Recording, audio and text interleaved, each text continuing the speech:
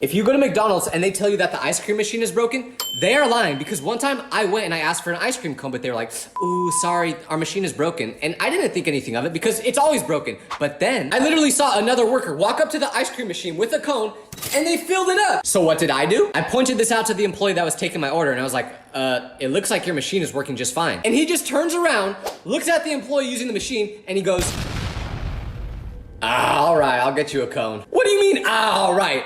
You're acting like you didn't just straight up lie to my face. So to all McDonald's employees out there, why do you guys act like the machine's always broken when it's not? Just give me my ice cream.